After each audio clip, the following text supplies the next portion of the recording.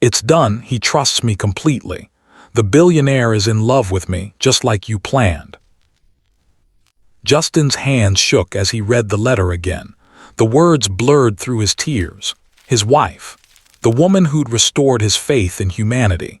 The angel who worked at a diner and fed homeless strangers. She'd been planning to con him all along. 5 years of marriage. 5 years of trust. 5 years of believing he'd finally found someone real in a world full of fakes, and it was all a lie. But wait, before you judge her, before you decide she's the villain of this story, you need to hear what happens next. Because this letter, it's not what you think, and the truth behind it will absolutely destroy you.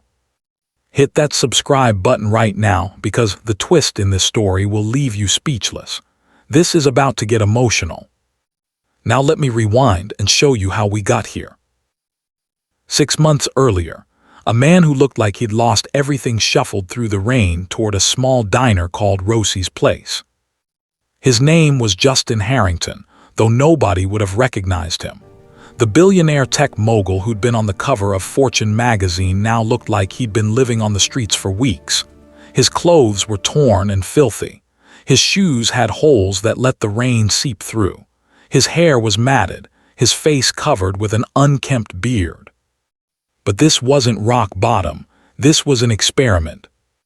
Justin had everything money could buy: mansions, cars, private jets. But he'd lost the only things that actually mattered. His first wife left him for his business partner. His second wife was caught on video laughing with her friends about how easy it was to manipulate the lonely billionaire. His closest friend embezzled $40 million and disappeared to a country without extradition. Everyone wanted something from him. Everyone had an angle. Everyone wore a mask. So Justin decided to strip away everything: the money, the power, the name, and see if genuine kindness still existed in this world. He'd been to 17 cities, dozens of diners, shelters, and street corners. And what he found broke his heart. People looked through him like he was invisible. They crossed the street to avoid him. Some cursed at him. Others threw things. Restaurant owners kicked him out. Store clerks followed him like he was going to steal. Not once had anyone shown him kindness without wanting something in return. Tonight was supposed to be his last test. If nobody helped him here, he'd accept the truth. Humanity was rotten to its core, and he'd been a fool to hope for anything different. But what happens in the next 60 seconds will change everything. Keep watching because this waitress is about to do something that will restore your faith in humanity, and then shatter it into a million pieces. Justin pushed through the door of Rosie's Place. The bell chimed above his head. Every person in that diner turned to stare. A businessman in an expensive suit wrinkled his nose in disgust. A mother pulled her children closer. The conversations died as everyone watched this homeless-looking man shuffle toward a booth in the back corner. Justin sat down, trying to make himself invisible. He could feel the judgment, the fear, the revulsion. It was the same everywhere. People saw the torn clothes and decided they knew everything about him. A man at the counter stood up and walked to the register. "There's a homeless guy making everyone uncomfortable," he said loudly to the woman at the register. "This is a family establishment. You need to get him out of here." The owner, an elderly Asian woman named Mrs. Chen, sighed heavily. She didn't want to kick anyone out, but she couldn't afford to lose paying customers.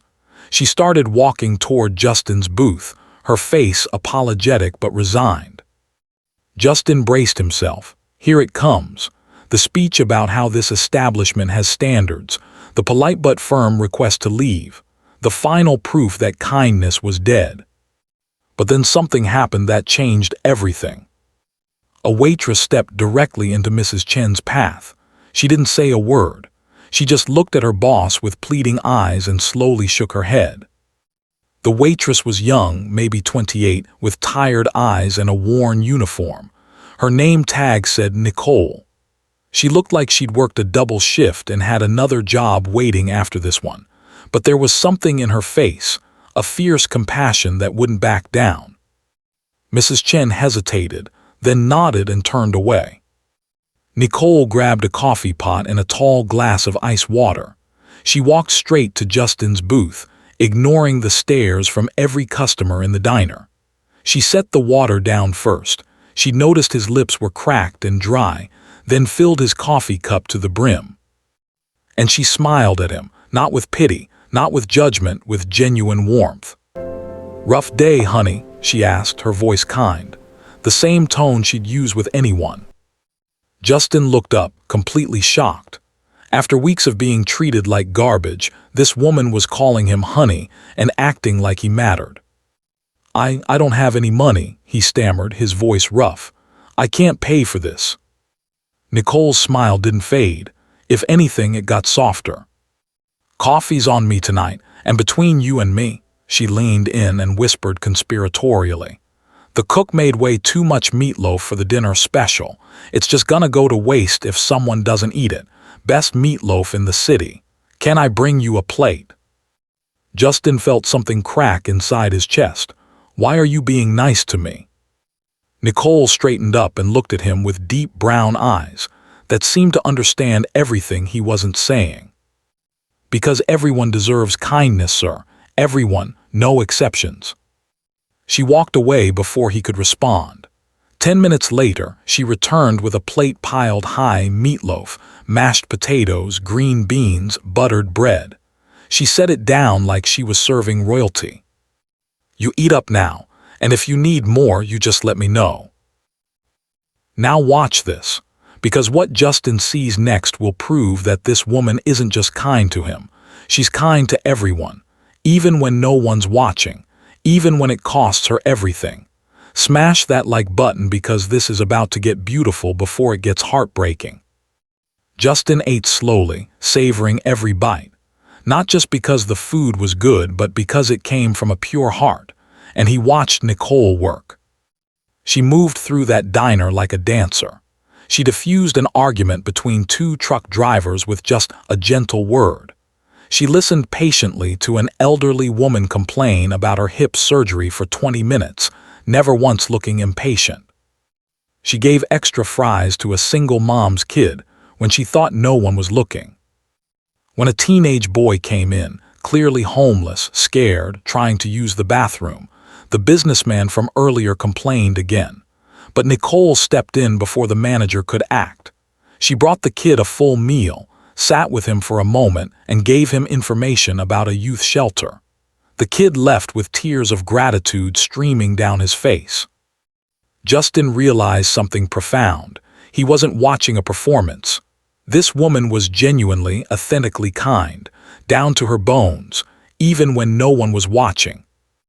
And when she refilled his coffee cup without him asking, giving him that warm smile again, Justin felt something he hadn't felt in years. Hope. The next day, Justin came back. Same torn clothes, same shuffle, same booth in the back, and Nicole's face lit up like sunshine when she saw him. "You came back, I'm so glad. Did you find a place to sleep last night?" "I found a place," Justin lied. "Thank you for asking." And so it began. Day after day, Justin returned to Rosie's place.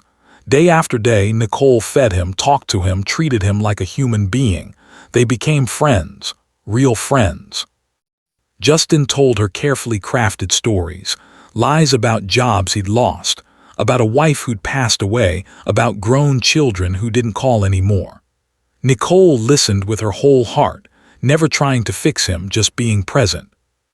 And Nicole talked too. She told him about growing up in foster care, about bouncing between 12 different homes before aging out of the system at 18. She told him about her brother Danny, who was dying of a rare heart condition. "He needs a transplant," Nicole explained one evening, showing Justin a picture on her phone. A thin young man with Nicole's same warm eyes, smiling bravely from a hospital bed. But even getting on the transplant list costs hundreds of thousands of dollars. Money we don't have. Money I'll probably never have. Her voice cracked. "I work 3 jobs. I save every penny. In 3 years, I've managed to save $43,000. It's not even close to enough. And the doctors say he has maybe a year left. Maybe. She looked up at Justin with fierce determination burning through her tears. But I'm not giving up. He's the only family I have. The only person in this world who's ever really loved me. I'll find a way to save him. I have to. Justin's heart broke for her. Here was a woman who had nothing, absolutely nothing, working herself to death to save her brother. She could have been bitter. She could have been angry at the world. Instead, she served meatloaf with a smile and believed in miracles. As weeks passed, something unexpected happened to Justin. He fell in love. It started small. The way Nicole laughed at his terrible jokes, the way she remembered he liked extra cream in his coffee, the way her whole face brightened when he walked through the door. But it grew into something bigger, something he thought he'd never feel again. Real connection, real trust, real love. Justin had been convinced that genuine kindness didn't exist anymore, that everyone had an agenda, that true love was a fairy tale. But Nicole was different. She didn't know who he really was. She knew him as Robert, a homeless man with nothing to offer, and she cared for him anyway, not because of what he could give her, but because of who he was. One evening, about 2 months into this experiment, Nicole sat across from him during her break. Her feet were clearly aching, her shoulders slumped with exhaustion from a double shift. "Can I tell you something?" she said quietly. "Something I don't usually tell people." "Of course." "Sometimes I get so tired," she admitted, her voice barely above a whisper. "I work all day, every day, and I'm still nowhere close to having enough money to save Danny. The doctors say he has maybe 10 months now, and I feel like I'm running as fast as I can but getting nowhere." She looked up at Justin with tears glistening in her eyes. "But then I come here and I see people who are struggling too, people like you, and I think, if I can make just one person's day a little bit better, then maybe my life means something. Maybe all this pain has a purpose." She wiped her eyes and laughed at herself. "Sorry, that got heavy." Justin reached across the table and took her hand. "You're an incredible person, Nicole. Your brother is lucky to have you. The world is lucky to have you." Nicole squeezed his hand back, and in that moment, Justin made a decision. He was going to help her save Danny. He was going to take care of this angel who'd restored his faith in humanity. And then, if she'd have him, he was going to spend the rest of his life making sure she never had to struggle again. That evening, Justin went home to his mansion and cleaned himself up. He shaved the beard, cut his hair, put on his best suit. He looked in the mirror and saw the Justin Harrington the world knew, powerful, wealthy, successful. But inside, he felt like the broken man in the torn jacket, because that's where he'd found himself again. In a diner booth, drinking coffee served by an angel. He drove back to Rosie's place right before closing. When he walked through that door in his expensive suit, Mrs. Chen nearly dropped her coffee pot. Nicole was wiping down tables. She looked up and her face went through a series of emotions: confusion, recognition, shock, and then something that looked like terror. "Robert," she whispered. "My real name is Justin," he said, walking toward her. "Justin Harrington, and I need to tell you the truth about everything." He took her to a booth and confessed everything. The test, the experiment, the weeks of lies. Every word felt like pulling shards of glass from his own chest.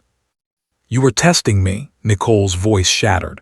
"All of it, the conversations, the friendship. You were just judging me the whole time." "At first, yes," Justin forced himself to be honest. "I was testing you. I've been betrayed so many times, Nicole. I needed to know if real kindness still existed." "So you lied to me for 2 months." Tears streamed down her face. "You played with my feelings. You pretended to be vulnerable so you could study me like some kind of lab experiment." "I know it was wrong," Justin said, his own voice breaking. "I know I betrayed your trust, but Nicole, please listen. It stopped being a test after the first day. After you fed me, after you treated me like a human being, I fell in love with you, not as an experiment, as a man who found the most incredible woman he'd ever met. Nicole stood up, shaking her head. You don't get to do this. You don't get to play God with people's lives and then say it was love. Nicole, please. Was any of it real, she demanded? Any of your stories, your pain? Or was it all just part of the performance? My feelings for you are real, Justin said desperately. Everything I feel for you is real. He reached into his jacket and pulled out an envelope. I want to help you save Danny. I've already contacted the best cardiac specialists in the country. They're ready to see him tomorrow. All his medical expenses, the surgery, the recovery, everything. It's taken care of. As of 2 hours ago, your brother is at the top of the transplant list at Johns Hopkins. Nicole's hand flew to her mouth. What? Because you deserve it, Justin said. Because Danny deserves it. Because kindness deserves to be rewarded. I'm sorry I lied to you, Nicole. I'm sorry I tested you. But I'm not sorry I met you. And I'm not sorry I fell in love with you. Nicole stood there, torn between rage and hope, between betrayal and gratitude. Part of her wanted to throw his help back in his face. But the bigger part, the part that loved her brother more than her pride, couldn't reject this miracle. I need time, she finally said. I need to think, I need to see Danny, I need you to go. Justin nodded, his heart breaking. I understand, but Nicole, thank you. Thank you for showing me that good people still exist. He walked out convinced he just lost the love of his life. What Justin didn't know, what he couldn't possibly know, was that Nicole had her own secret, a secret that was about to destroy everything. Because 3 years ago, when Danny first got sick and Nicole was desperately searching for ways to save him, she'd met someone, a man named Trevor Blake, a con artist who'd approached her with a plan. Find a rich Mark, Trevor had said, his voice smooth as silk. Make him fall in love with you, marry him, wait 6 months, then divorce him and take half his fortune. Rich guys never see it coming when the girl seems too good to be true. You could save your brother and never worry about money again. Nicole had said no. She'd walked away from Trevor and his poison plan.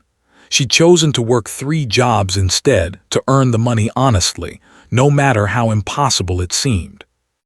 But 3 years of working herself to death had only gotten her $43,000, and Danny was dying. So 2 months ago, 1 week before Justin walked into Rosie's place dressed as a homeless man, Nicole called Trevor back. Now hold on, I know what you're thinking. She's the villain. She's the con artist who was going to betray him all along. But wait, because what happens next will completely flip everything you think you know. Don't click away. This is where it gets unbelievable. I found one, Nicole had said into the phone, her voice hollow with shame. His name is Justin Harrington. He's a billionaire. He's been coming to the diner dressed as a homeless man. I think he's testing people. Testing me. Perfect, Trevor had said, his voice dripping with greed. Does he trust you? Yes, Nicole whispered, hatting herself. He trusts me completely. Good, make him fall in love. Marry him. 6 months later, you file for divorce and walk away with half of everything. We split it 60-40. You'll have more than enough to save your brother. Nicole sat in her dark apartment staring at Danny's picture on her wall. His smile, his hope, his trust that she would save him. This is wrong, Trevor. I can't do this. Your brother is dying, Nicole. You want to play saint or you want to save his life? Choose. Nicole closed her eyes, tears streaming down her face. Okay, she whispered, I'll do it. Trevor made her write everything down in a letter. Think of it as your commitment, he'd said. A reminder of what you're working toward when you start getting cold feet. So Nicole wrote the letter, every terrible word. It's done, he trusts me completely. The billionaire is in love with me, just like you planned. Another 6 months and half of everything he owns will be mine. You were right. Men are so easy to fool when they think they've found an honest woman. She sealed it in an envelope addressed to Trevor, but she couldn't bring herself to send it. She hid it in her apartment instead, a constant reminder of the line she was about to cross. But here's what changed everything. The morning after she wrote that letter, Nicole had to visit Danny in the hospital. He'd had a bad night. The monitors were beeping frantically. Nurses rushed in and out. For 3 terrifying hours, Nicole thought she was going to lose him. When Danny finally stabilized, Nicole sat by his bed, holding his hand, sobbing with relief. Danny looked at her with those gentle eyes that saw straight through to her soul. "You found a way to get the money, didn't you?" he said weakly. Nicole's breath caught. "What?" "I know you, big sister. I know that look on your face. You found a way to save me and it's eating you alive. What did you agree to?" Nicole broke down. She told him everything. The plan with Trevor, the billionaire at the diner, the letter she'd written. Danny was quiet for a long moment. Then he said, "Nicole, look at me." She looked up through her tears. "I love you," Danny said. "You're the only family I have, the only person who's ever fought for me. But I won't let you destroy yourself to save me. I won't let you become someone you're not. If saving my life costs you your soul, then it's not worth it." "Danny, you're dying." "Then I'll die with dignity," Danny said firmly. "And you'll live knowing you stayed true to who you are. That's worth more than any amount of money. Promise me, Nicole. Promise me you won't do it." Nicole looked at her brother, her beautiful, kind, dying brother, and made a choice. "I promise," she whispered. That same day, Nicole called Trevor and told him the plan was off. Trevor laughed at her. "You're in too deep now, sweetheart. You really think you can just walk away?" That same day, Nicole called Trevor and told him the plan was off. Trevor laughed at her. "You're in too deep now, sweetheart. You really think you can just walk away?" "Watch me," Nicole said and hung up. She didn't know that Trevor had recorded every conversation, that he had insurance, that he wasn't the kind of man who let a payday slip away. So when Justin revealed his true identity at the diner that night, offering to save Danny's life, Nicole was faced with an impossible situation. She'd already decided not to con him. She'd already chosen honesty over saving her brother. But now Justin was offering her everything she needed anyway, completely unaware that she'd even considered betraying him. Should she tell him? Should she confess about Trevor and the plan and the letter, even though she decided not to go through with it? Nicole was terrified. Justin had just admitted he'd lied to her for 2 months to test her character. How could she now admit that she'd briefly planned to con him? Even if she'd changed her mind, even if she'd chosen the right path, would he ever believe her? So Nicole made a second choice. She accepted Justin's help for Danny, but she decided to keep her secret buried. The letter stayed hidden in her apartment. The plan with Trevor would remain forgotten. She would spend the rest of her life being the woman Justin believed she was, the woman she'd chosen to be. 5 years of happiness. For 5 years it worked. Justin and Nicole slowly rebuilt their relationship after the rocky revelation at the diner. Nicole was honest about everything else, her fears, her doubts, her guilt about accepting his help. Justin was patient and understanding, proving every day that his love was real. Danny got his transplant. The surgery was successful. He recovered fully and started working as a patient advocate, helping others navigate the nightmare of expensive health care. Nicole and Justin got married in a small ceremony at Rosie's place, surrounded by regulars who'd watched their unlikely love story unfold. It was perfect. But Nicole carried the weight of her secret every single day. She kept working at the diner, refusing to live off Justin's money.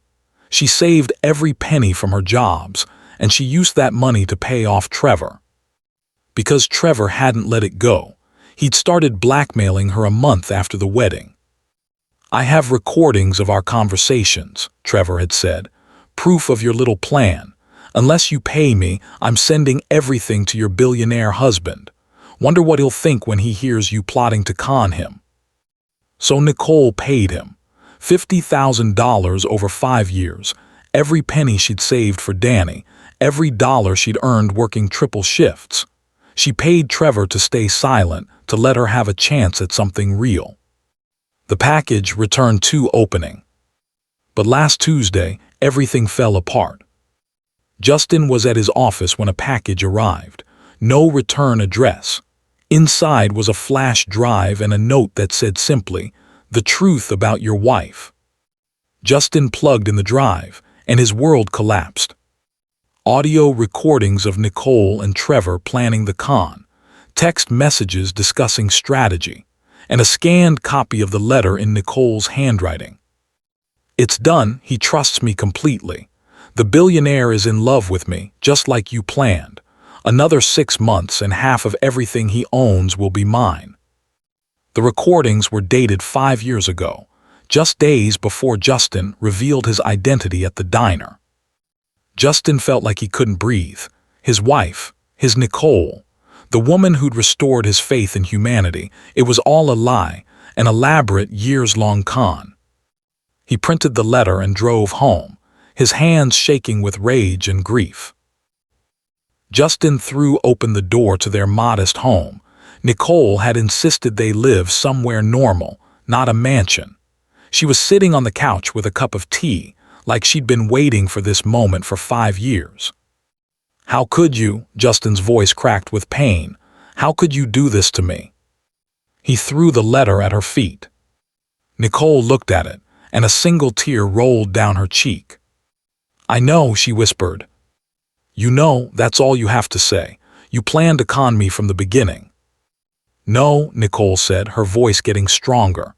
"Not from the beginning and not through to the end. Let me show you something, please." She pulled out her laptop with trembling hands and opened a video file dated 6 years ago. "Watch this first," she said quietly, "then decide." The video showed Nicole in a hospital room with Danny, who looked like he was barely clinging to life. Nicole was crying, holding his hand, telling him about Trevor's plan to con a billionaire. Justin watched the entire conversation. He watched Danny beg Nicole not to do it. He watched Nicole promise to find another way. The video ended. "That was the plan," Nicole said, looking at Justin with devastated eyes. "Get close to you, make you love me, get your money, save Danny. That was what Trevor wanted me to do."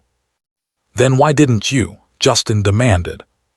Nicole walked to a drawer and pulled out a stack of papers, medical bills, every single one stamped paid in full. "These are Danny's bills from before you helped us. Every test, every medication, every hospital visit. Do you know how much they total?" Justin looked through them, his hands shaking. $368,000. "I paid every penny myself," Nicole said, her voice breaking. "After I promised Danny I wouldn't con you. After I met you and fell in love with the man in the torn jacket who told me stories. I worked quadruple shifts. I sold everything I owned. Because I couldn't do it, Justin. I couldn't hurt you." She pulled out more papers, bank statements showing wire transfers to Trevor Blake, $50,000 total over 5 years. "Trevor blackmailed me," Nicole explained. "He recorded our conversations. He had that letter. He said if I didn't go through with the con, he'd send you everything. So I paid him every dollar I could scrape together. I paid him to leave us alone." "Why didn't you tell me?" Justin's voice cracked. "Because I was terrified," Nicole cried. "You spent 2 months lying to me to test my honesty. How could I tell you I'd once planned to lie to you? Even though I didn't go through with it, even though I chose you over everything, how could you possibly believe me?" She collapsed into a chair, sobbing. "I should have told you. I've lived with this guilt every single day. But I didn't con you, Justin. I fell in love with you. And I chose that love over saving my own brother. I chose you." Justin stood frozen, the letter crumpling in his fist.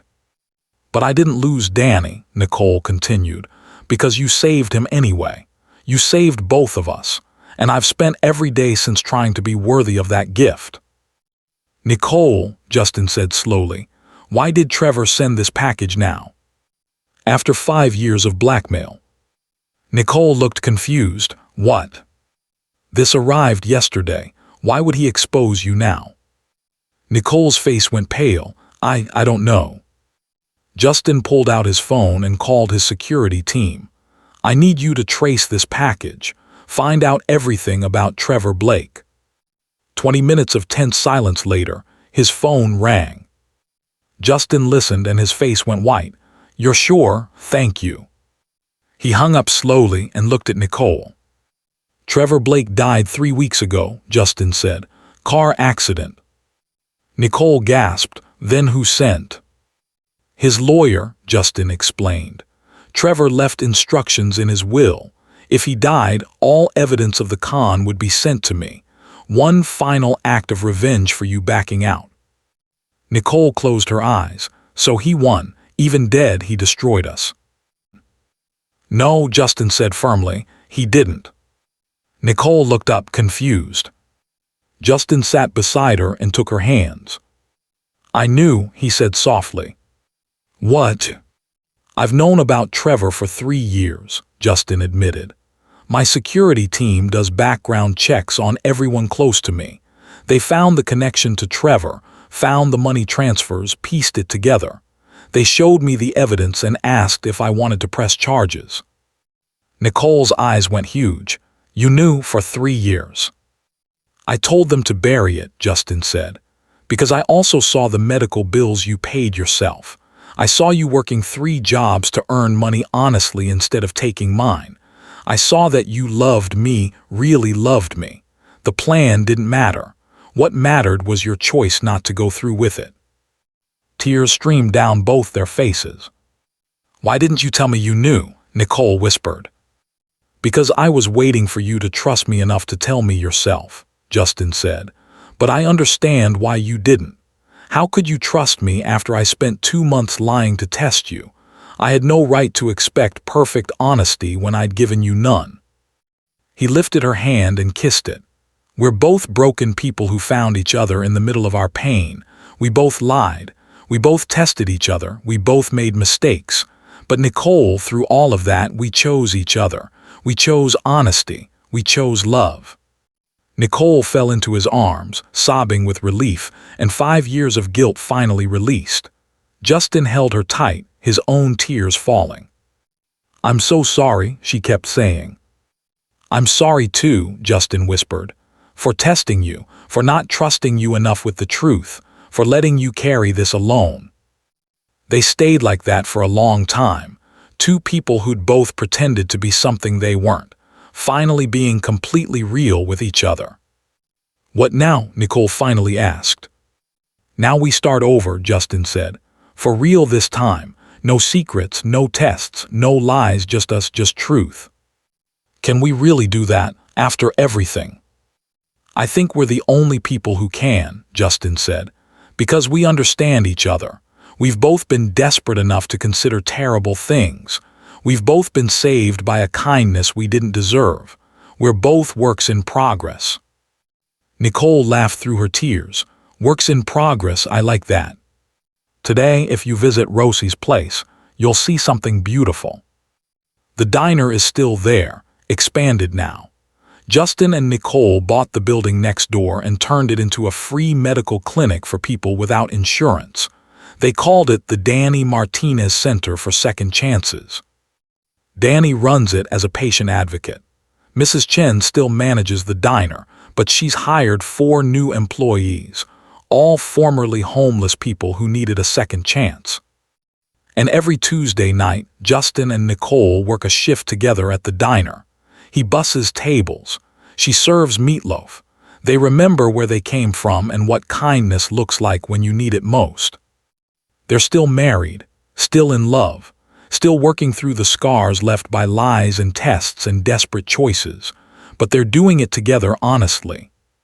The letter that almost destroyed them hangs framed in their home office, right next to Nicole's medical bills marked "Paid in Full."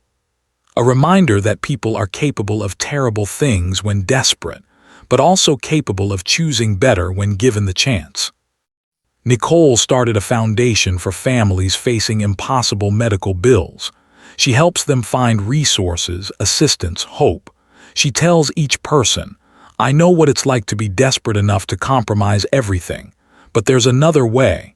Let me help you find it." Justin uses his billions differently now. He doesn't test people anymore. He trusts. Sometimes that trust is betrayed, but more often it's rewarded. Because cynicism is easier than faith, but faith is what makes life worth living. When people ask the secret to their marriage, they always give the same answer. We fell in love twice, once with the lies we told each other, and once with the truth. The second time was harder, messier, and infinitely more real, but it's the only love that lasts. So here's my question. What would you have done in Nicole's position? When someone you love is dying and you could save them by doing something terrible, what choice would you make? And what about Justin? Could you forgive someone who planned to betray you, even if they changed their mind?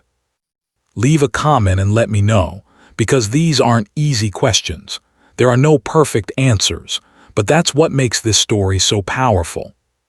If this story moved you, smash that like button and share it with someone who needs to believe in second chances. That people can change. That love can survive even the darkest secrets.